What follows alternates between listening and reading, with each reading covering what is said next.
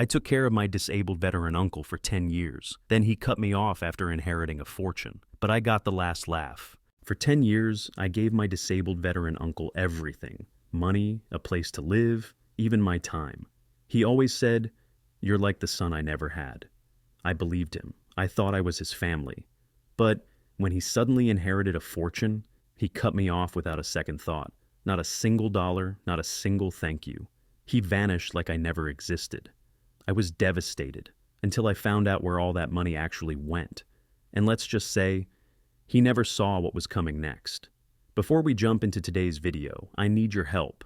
We have noticed the channel is losing some traction, and subscribing is one of the best ways you can support us. It's quick, free, and it helps us keep bringing you awesome content. Your support means the world. Let's keep this channel growing together. Thanks so much. Now let's start the video. For 10 years, I took care of my uncle, Mike. He was a veteran, medically discharged after an injury left him with chronic pain and mobility issues. The guy had nowhere to go, no family that cared, no money, just a small disability check that barely covered food. I was fresh out of college when I took him in. I didn't have much, but I let him crash in my spare room. I helped him get to appointments, paid for things his check couldn't cover, and made sure he never felt alone.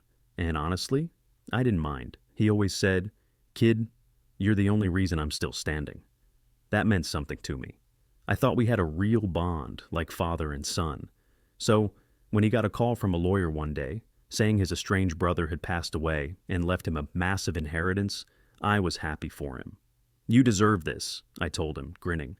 "After everything you've been through, this is finally your break." He was set for life, a six-figure inheritance, enough to move anywhere, get the best medical care, live comfortably without stress. And at first, he seemed grateful. "We're gonna celebrate, kid," he said. "You and me." But that's not what happened. Because the moment the money hit his account, he disappeared from my life completely. At first, I didn't realize what was happening. After the inheritance came through, Mike started acting weird. He was suddenly too busy to chat, too busy to eat dinner together, too busy to even acknowledge me. I chalked it up to stress. The guy had just gone from broke to rich overnight. Maybe he needed time to process it. Then one day he left for a short trip to visit an old army buddy. I didn't think much of it. But then a week passed, then two, then a whole month. No texts, no calls, nothing. I finally called him. Straight to voicemail. I tried again. Same thing. At this point, I was starting to panic. Did something happen to him? Was he okay? I checked his room, completely empty. That's when it hit me. He hadn't just gone on a trip. He had moved out. Without a single word. Without a single thank you. The man I had taken care of for 10 years had just vanished the moment he got money. And when I finally found out where he was, I almost couldn't believe it. I sat on the edge of my bed, staring at my phone, trying to process what had just happened. Mike was gone. For 10 years, I had been the one making sure he had a roof over his head, that he got to his doctor's appointments, that he had food on his plate when his disability check ran dry. I had put his needs before my own because I thought we were family, and in return, the second he got a fat inheritance, he ghosted me. At first, I didn't want to believe it. Maybe he lost his phone or was dealing with some legal issues. Maybe he was overwhelmed. But then I did something that destroyed any hope I had left. I checked his Facebook, and there he was, posting selfies on a goddamn beach. Living my best life, retirement came early. The man who had once sobbed in my kitchen about feeling useless, about how he didn't want to be a burden, yeah, that guy was now sipping cocktails in Miami, posting pictures with strangers, acting like he had never struggled a day in his life. And the worst part, he wasn't alone. I recognized the woman in his pictures, Debbie, his ex-wife, the same woman who had cheated on him, drained his bank account, and left him for some richer guy years ago. The same woman he swore he would never forgive. And yet, there she was, clinging to his arm in every picture, suddenly back in his life now that he had money. I felt sick.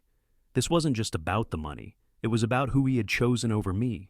For 10 years, I had been the one by his side, the one making sacrifices for him, the one treating him like family, and he had thrown me away like I was nothing. I gritted my teeth, my hands shaking as I scrolled through the comments. Friends and old acquaintances were showering him with praise. Wow, Mike, you deserve this. Finally, some good luck for a great guy. Looking good, man. Retirement goals. And then I saw one that set me off. Debbie had commented, "So happy we found our way back to each other. Can't wait for the next adventure. Found our way back to each other?" Number. She found her way back to his money, and Mike, he was too stupid to see it. I wanted to scream. I wanted to drive down to Miami and shake some sense into him. But deep down, I knew the truth. Mike didn't care. If he had cared, he never would have left me behind. That night, I sat in my dark apartment, staring at the empty space where his things used to be. And that's when I made a decision. If he thought he could just erase me from his life without consequences, he was dead wrong. I wasn't going to beg. I wasn't going to cry. I was going to show him exactly what happens when you betray the only person who ever truly cared about you. I didn't sleep that night. I just lay in bed, staring at the ceiling, replaying everything in my head. The hospital visits, the late night drives when he was in pain, the times I covered his bills because his disability check wasn't enough, the times I defended him when people treated him like a washed-up vet. And now, the man who once told me I was like a son had tossed me aside like I never mattered. I wasn't just angry. I was humiliated. I had sacrificed years of my life for him. I put his needs before my own. And yet, the second he came into money, I wasn't worth a damn thing to him. But Debbie, the woman who had cheated on him, robbed him, and left him in ruins, she was worth everything. That's when it hit me. Mike was an idiot. He wasn't just selfish, he was stupid. And stupid people, they don't keep their money for long. I sat up in bed, my mind racing. I didn't need revenge. I didn't need to show up and demand an apology. I just needed to wait. Because if I knew anything about Debbie, it was that she was a gold-digging parasite.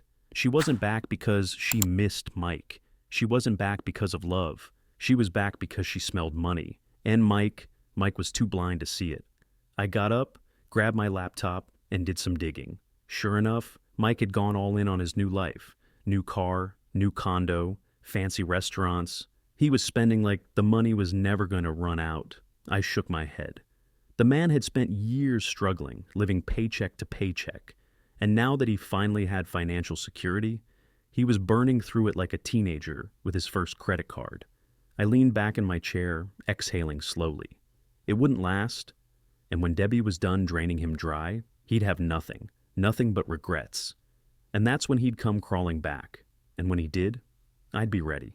Weeks passed, then months. At first, Mike was still everywhere on social media, posting pictures of expensive dinners, weekend getaways, and, of course, Debbie, smiling like she had hit the jackpot. Because she had. Mike was spending money like it was falling from the sky. And people loved it. Friends from his past, some of whom hadn't spoken to him in years, were suddenly back in his life, showering him with praise.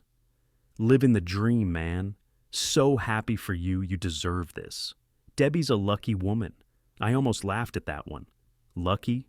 Yeah, she was lucky. Lucky that Mike was an easy mark. Lucky that he was too naive to realize she was playing him. And the worst part, he wouldn't listen. A mutual friend reached out to me, someone who had served with Mike years ago. "Hey man, you talked to Mike lately? Something seems off." I smirked. "Haven't heard from him since he hit the jackpot." "Yeah, I figured. But I just saw him last week, and dude, it's bad. He's burning through that money like crazy. And Debbie, she's got him wrapped around her finger." No surprise there. I tried warning him, told him to slow down, be smart. You know what he said? He said it's his time to enjoy life, that he doesn't need advice from people who don't get it. That didn't surprise me either. Mike had always had a stubborn streak, but now he was arrogant. He thought money made him untouchable, and that's why I didn't lift a finger to help him. I could have called, could have warned him, could have reminded him that money runs out a lot faster than you think, but I didn't. Because some lessons, you have to learn the hard way. Then, one day the posts stopped. No more beach vacations, no more steak dinners, no more flashy updates about how amazing his life was. At first, I thought maybe he finally wised up. Maybe he started saving. But something told me that wasn't it. I was right. Because a week later, my phone rang. It was Mike. And for the first time in months, I picked up. "Hey kid," he said. His voice was shaky, hesitant. Not the confident money-flashing Mike from before. Number? This was broke Mike, panicked Mike. And I knew, without him saying another word, that everything had finally come crashing down. I let the silence stretch for a moment, just listening to his shaky breathing on the other end of the line. "Kid, you there?" I leaned back in my chair, feeling a slow, bitter satisfaction settle in my chest. "Yeah, Mike, I'm here." There was another pause, like he was struggling to find the right words. The last time we spoke, he was riding high, acting like I didn't exist.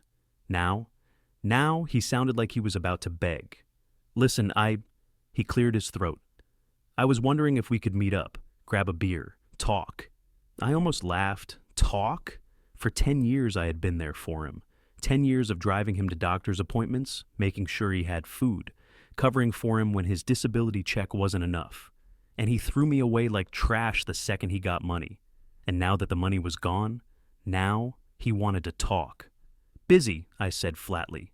He exhaled sharply. "Come on, kid. I need to see you."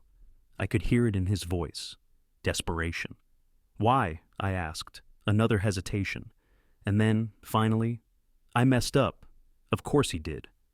"Yeah, Mike," I said, my voice cold. "I know. I should have hung up right then and there. I wanted to. But curiosity got the better of me." "What happened?"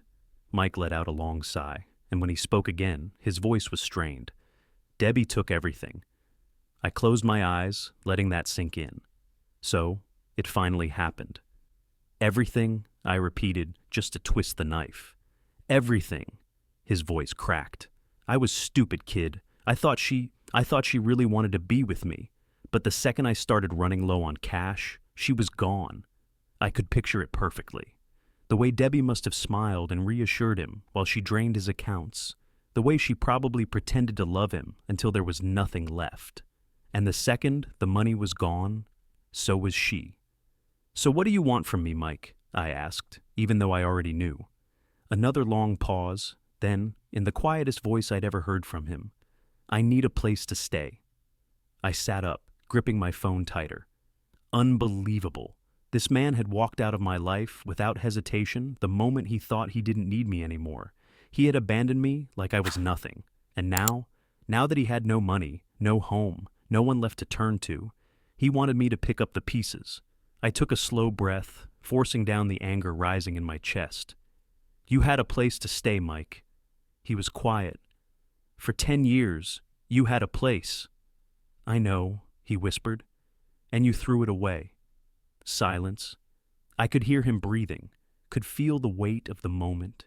He expected me to forgive him, to be the same person I had always been, the one who put his needs before my own.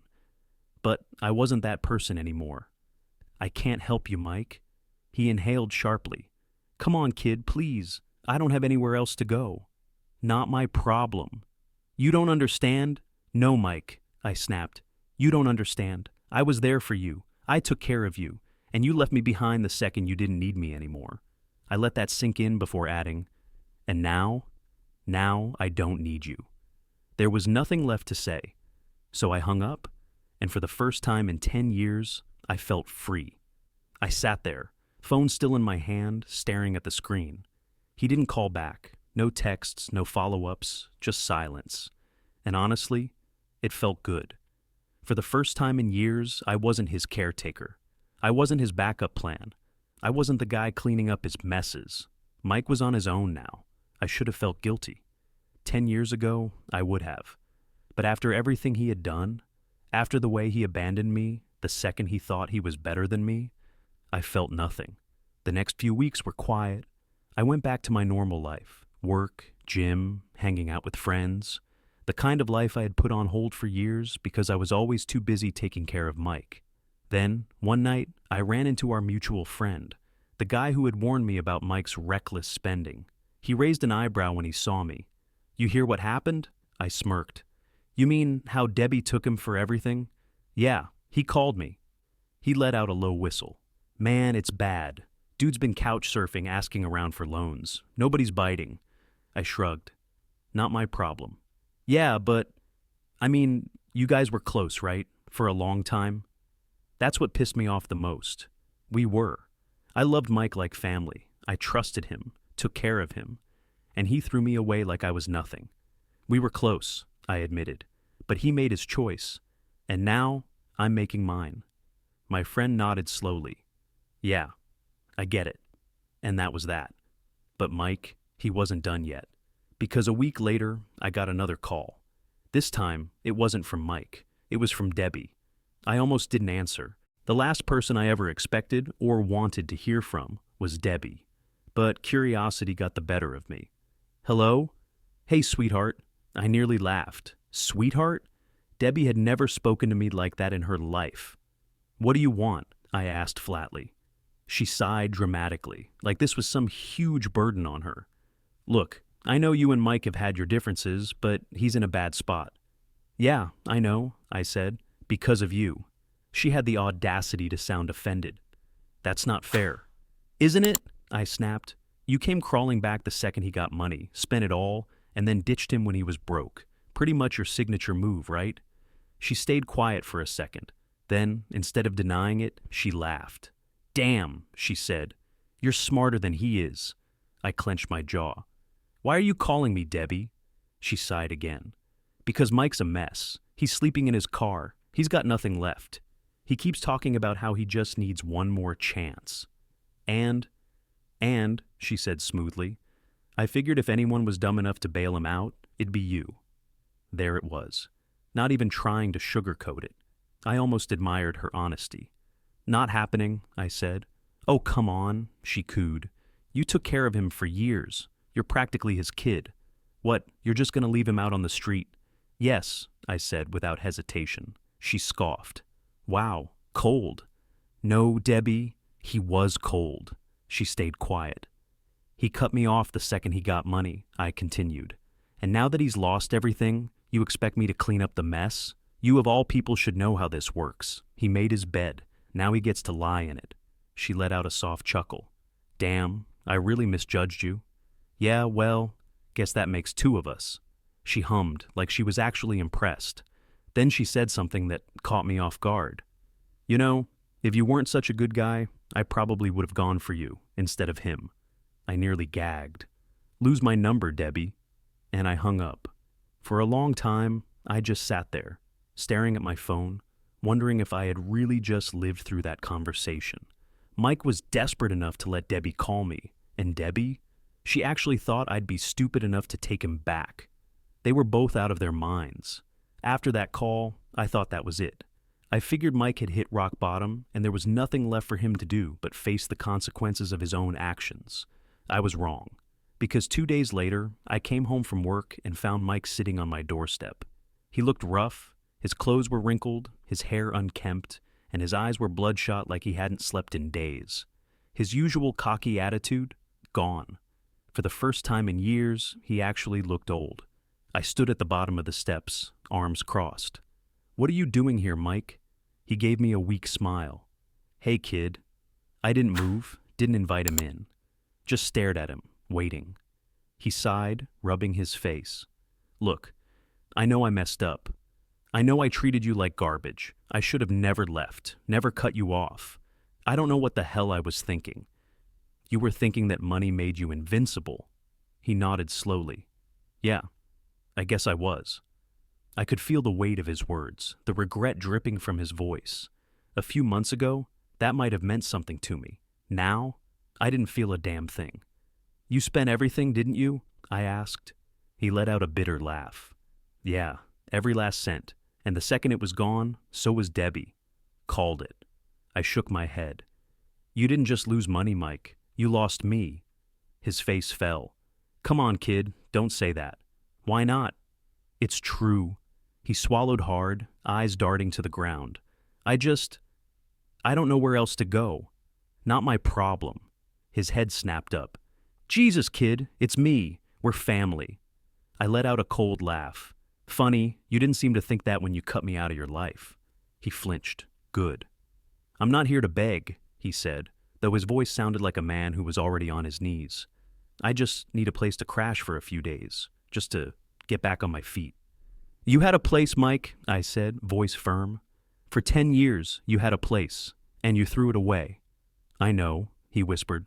"I was a fool." I took a slow breath, weighing my next words carefully.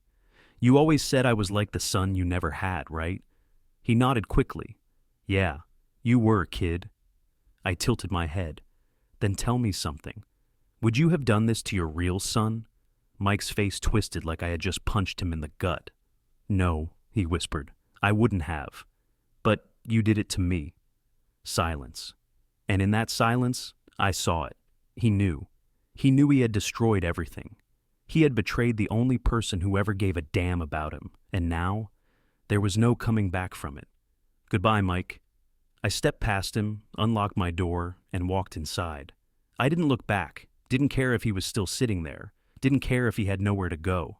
Because for once in my life, I chose myself. I locked the door behind me, leaned against it, and closed my eyes. Mike was still outside. I could feel it. For a brief second, the old version of me, the one who had spent years cleaning up his messes, making excuses for him, putting him first, wanted to open the door, to be the bigger person, to fix things. But that version of me, he didn't exist anymore. I had spent a decade making sure Mike was okay. I had spent years giving and giving and giving, and when he finally had something to give back, he walked away without hesitation. That was the real Mike. And now, he was learning the hardest lesson of his life. I walked to the window and peeked through the blinds. Mike was still sitting there, staring at the ground like a broken man. He probably thought I would cave. He probably thought I would give him a place to stay. But after 10 years of sacrifice, 10 years of loyalty, 10 years of being thrown away the second I wasn't useful anymore, Mike had finally learned that some people don't come back. I walked away from the window, sat down, and turned on the TV. A few minutes later, I heard it, the sound of footsteps, slow, heavy, defeated, and then silence. Mike was gone. For the first time in years, I wasn't his safety net anymore. I wasn't his backup plan. I wasn't his second choice. I was free, and it felt damn good. People show you who they really are when they think they don't need you anymore. Mike could have chosen loyalty. He could have remembered the years I took care of him. He could have treated me like family. Instead, he chose greed. And in the end, that choice cost him everything. So here's my question for you. Have you ever had someone take advantage of you, only to come crawling back when they lost everything? Drop your stories in the comments. I'd love to hear them. And if you made it this far, don't forget to like and subscribe. See you in the next one.